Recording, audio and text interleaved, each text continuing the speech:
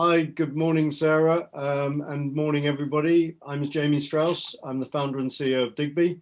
And with me today is Dr. Sarah Gordon, who is the founder and CEO of Satarla.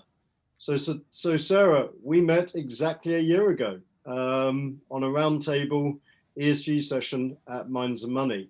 And wow, what a big year it's been for many, many people. So maybe just give me a few seconds on how how it evolved from there with regards to you.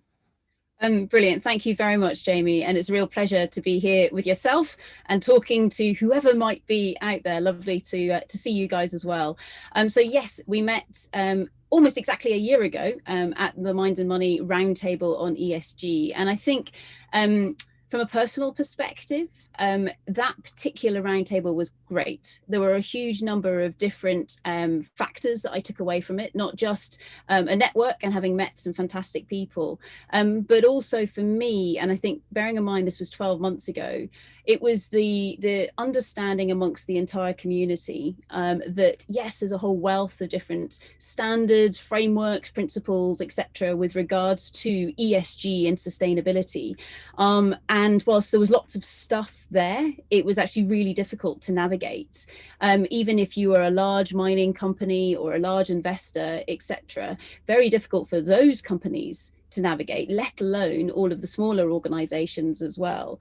And I think within that, within all of those standards, etc., the acknowledgement that quite a lot of the perhaps easier questions were focused on, do you have a policy on something? So things that were really easy just to tick a box on, rather than the perhaps more meaningful aspects of those standards and frameworks, which focused in on impact and action. And what is an organization truly doing with regards to ESG? And those questions being the really important nuggets that we wanted to get our teeth into. So for me, the takeaways from that session last year were impact and action. And how can we focus the sector as an entirety in on that? And how do we make it easy to be able to share information around what organizations are truly doing with regards to ESG? How about yourself, Jamie? What did you take away? Well, I think your point there is, I think I was the little person in the corner listening to all of you experts, and it was clear to me that there was some very good policy being put in place by a lot of the major companies around the world, but a lot of you experts within the ESG field were highlighting the lack of action and effectiveness that was coming through from that, and we of course saw the sad events back later in March, just 2 or 3 months later.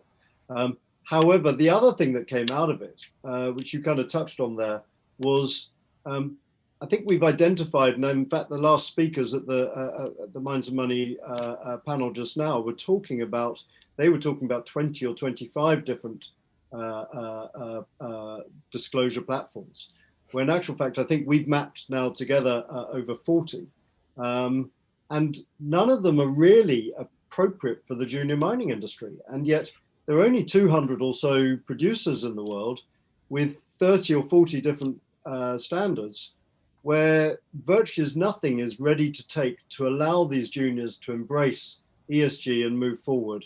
And they've almost been left on their own when so much is critical for them in terms of raising capital to allow them to carry on and do their work and go forward. So to me, it was policy on one side with the majors, but really from my focus, was with the junior miners, and they've almost been let go and not looked after.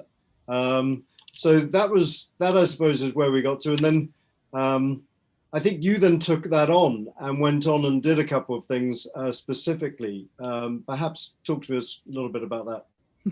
Yeah, no, so we didn't just sit there and think, oh, there was some nice stuff that came out from that roundtable, which I think I'm correct in saying was arranged by the Emerging Markets Investor Alliance. So thank you very much to you guys for putting that together. That was brilliant, and we would love to engage with you more as well. So from a personal perspective, one of the, I guess, the thoughts that I chucked into that roundtable was, as a geologist, one thing that is very close to my heart is the good quality of our resources and reserves reporting. So how much rock in the ground can we really extract? And to me, it seemed like a really neat or very simple or perhaps elegant solution to ESG, or kind of component to the solution with regards to ensuring that we mine and source our materials in a responsible manner, would be to ensure that whatever's included in our resources and reserves reporting was not just, is there some good rock in the ground? Is it economic to extract, but also can we extract it in a responsible sense? Now, of course, all of the different reporting codes, etc., that are out there, so be it JORC, the Canadians, in South Africa, SAMREC, or PERC in Europe, all drawn together through the likes of CRISCO, they all include some form of modifying factors to say we should be thinking about things like ESG. But through discussions with many different competent persons, it's a case of it's there, but the guidance isn't tight enough. And actually people aren't necessarily held to account with regards to the resources and reserves from an ESG standpoint. And that request for a bit more stick to say, we have to include this because the code says we need to include ESG. So that being a what if comment. So what if resources and reserves were truly responsible, which is meant to be intentionally inflammatory? That then led to a series of roundtables, and then actually back in May, a conference which was free to access called Responsible Raw Materials, through which we pulled together world experts from across mining as a whole, including yourself. So thank you very much, Jamie, talking about what does responsible raw materials actually look like? And then as a result, putting some of that information back into the rocks, but then also using a lot of that information to engage with government, so be it the European Parliament, be it the British Parliament, together with many, many other stakeholders. Because of course, in order for us to solve ESG or move in that direction, it needs to be a multi-stakeholder approach. And we need to be able to generate or create that trust between all of those different stakeholders, because otherwise it's just not going to work. So my year was building on those ideas, using risk management and geology, so both of my backgrounds, to say, how can we actually make this work?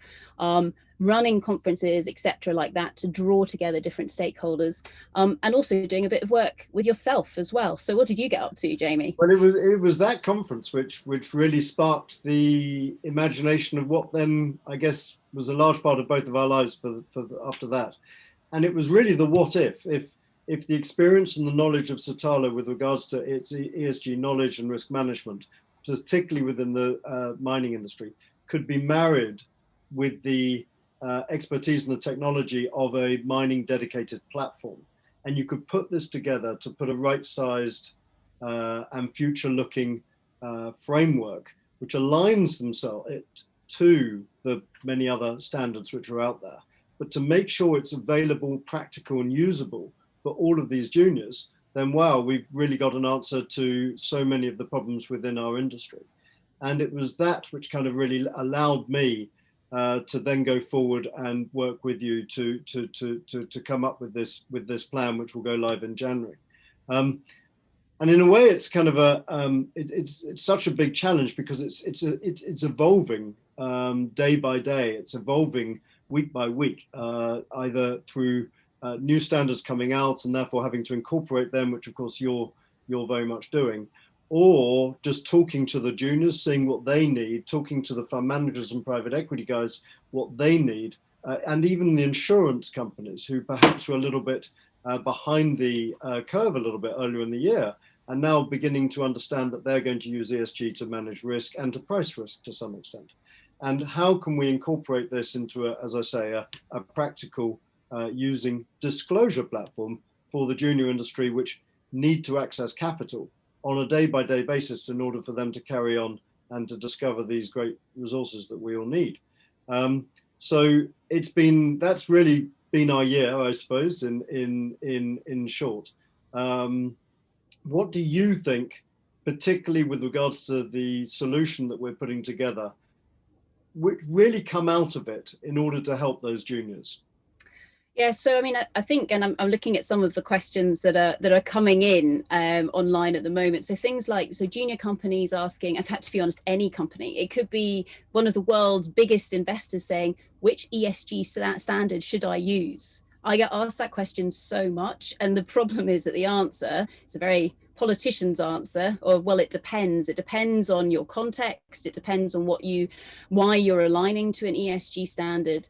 And I think if you go take a step back from the standards and say, well, why are you actually doing this? What's the value for managing ESG?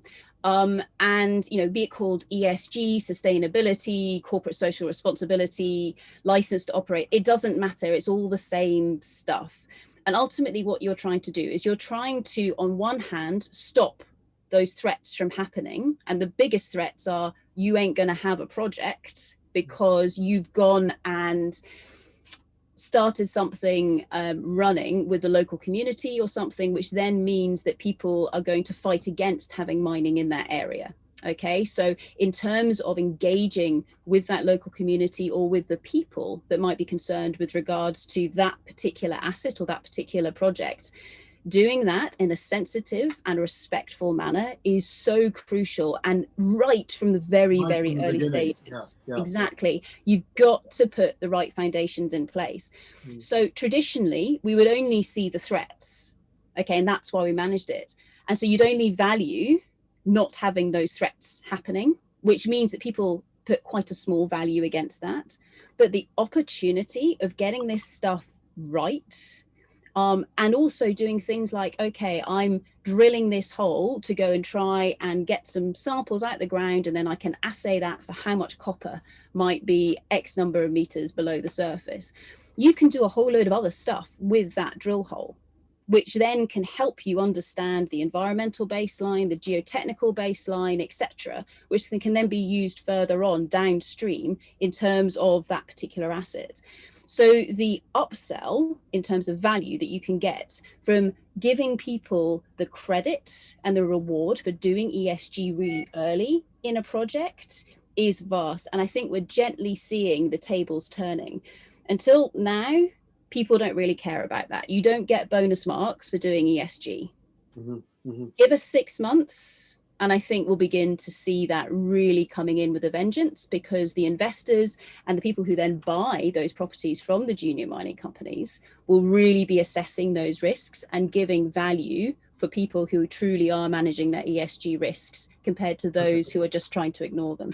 What do you think, Jamie? Well, just before I come on to how that all ultimately leads itself, but I'm just looking at a question that, how does a company feel comfortable by using a disclosure platform when there are so many standards out there? And equally from the fund managers and everybody who are all being asked, which one do you, as you were saying, which one should we be doing? How do you feel comfortable for the junior industry aligning yourselves, and how did you map the disclosure relative to all of those standards out there? So I think, I mean, all of the different standards, no matter why they've been written, they're all being written to try and ensure that we have a sustainable future. And sustainable development basically means making sure there is an earth here for future generations. So if we go back to all of the older academic definitions of what this means. So it doesn't really matter what standard you're looking at. The base principles, to be honest, are all the same. They will be asking questions in slightly different ways, depending on whether it's an American standard primarily geared towards investors, or IRMA, which has been designed by the industry, but primarily by the larger companies. And so people who have got really, really robust management systems in place. The problem when it comes to juniors is that we don't have that resource available in terms of time, money, and effort to be able to put into those systems and processes. We just need to know what it is we've got to do, and let's get on with it and then prove that we're doing it. And so that's why I think it's take from all of those different standards and systems, etc., the impact orientated bits, and that's what we've been focusing on. So based on the context in which you're operating, what are you actually doing now, and also putting in place for the future with regards to that particular asset that you're looking at. And I think that's where we get to the truth in terms of what's really going on. It's very difficult to hide if you're not doing the action. So you're streamlining it, or you're saying, tell us what's really going on and we will reward you for the good stuff that you're doing. That's the kind of the essence behind it. Okay, no, that's interesting. And I guess we've from an industry point of view and also from a capital point of view, we've kind of reached a tipping point. That tipping point is very much, we've moved into a whole new era. But the problem with the industry, and that's for ESG generally in the globe, but with regards to the mining industry, I was listening to the FT Commodities Summit 2 weeks ago with Ivan Glassenberg, who we all have a huge amount of respect for, and particularly on his market timing, but he did say that he's looking forward to leaving the industry to move to an industry that is rated perhaps higher. I think Ivan's actually possibly missing a trick here, because I think if this industry, who have been left alone, largely, at least the juniors have been left alone for the course of the last couple of years while this ESG trend has been going on, if they can come together and if they can credibly track their own performance and improvement on the ground, which so many of these companies are wanting to prove, and they can do so in an industry or a global industry that is critical to the world's transition to a sustainable future, then all of that money, all of that ESG money, that impact investing money is literally just going over the top of us like a jet stream at the moment and not touching the industry at all. 6.5 times cash flow for the diversifieds is lower than the tobacco companies. So if we can suddenly start to tap into that, and we can give the proof, the confidence, the credibility of not only the question set, but the way the questions are answered, the board approval, the scoring, and the capability to score and compare and contrast on a context basis, then I think we can encourage the confidence of fund managers outside of our little pool of capital, which we rely on so often now, and actually begin to tap into this and change the industry, not just at the majors in terms of, if they're going to report coherently, but at the junior end, where the money can then come back into the industry, M&A can take place, confidence can take place, and we get a far better engagement with regards to proving our sustainability and our social actions on the ground, which this industry actually, despite all the negatives, and we know that the negatives do outweigh the positives on the front page of the newspapers. If we can suddenly start to balance that and show both sides of it in a credible form, I think that's really helpful for this industry, and the prize is too big to ignore from that point of view. So I'm really excited. I think, have you got anything else you want to kind of add to that? Yeah, no, I agree with you, Jamie. I mean, I think that the time is now. Actually, now is the time to be proud of being within mining, because in terms of things like the energy transition, we cannot move from non-renewable forms of energy generation to renewable forms of energy generation without mining. We can't do it with a circular economy. We don't have enough of those commodities in that loop, and we don't have the technology to be able to recycle what we do have. So in terms of from an impact perspective, if those impact investors truly want to have an impact, the biggest impact they can probably have with regards to climate change, etc., is invest in mining, because it's through mining that you get those raw materials that are needed in wind turbines, photovoltaics, etc. Secondly, mining is moving, but we need the cash to help drive that in terms of rewarding those people who are responsible, which therefore pushes out those companies that, to be honest, aren't responsible and shouldn't still be operating within our sector. The third piece of impact is then about responsible sourcing. How many pieces of legislation are there around the world that require organizations miles downstream to prove that they are sourcing responsibly? So there's a triple whammy there in terms of impact that is on the table for the taking. And I think as a sector, we're ready for it.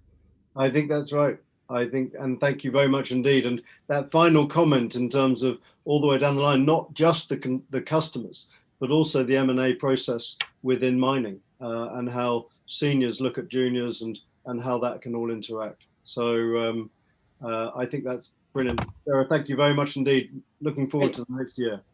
Thank you very much, Jamie. A pleasure. Thank you.